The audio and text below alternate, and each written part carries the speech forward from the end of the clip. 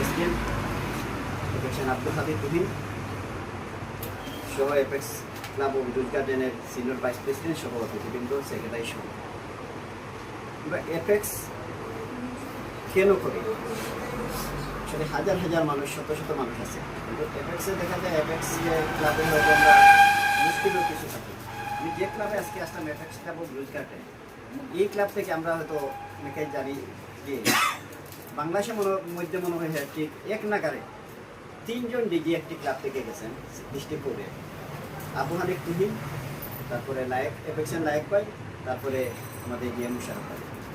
Apex club ও রোজ garden বলতেই এক সময় ছিল সিলেটের সবগুলো ক্লাবের মধ্যে জমজমাট কিছু, মানে বিশেষ করে জাতীয় দিবসগুলা সুন্দরভাবে আমরাও প্রায় অনুষ্ঠানে যেতাম, দেখেছি।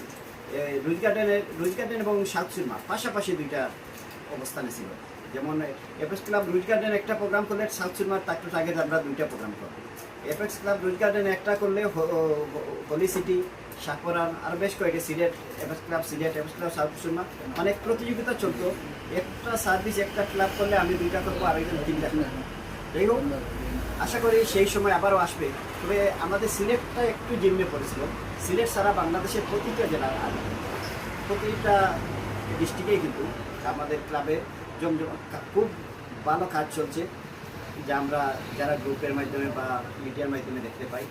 আর এপেক্স ক্লাবের 3টা বিষয়কে সামনে রেখেই যাচ্ছে সার্ভিস, সিটিজেনশিপ, সার্ভিস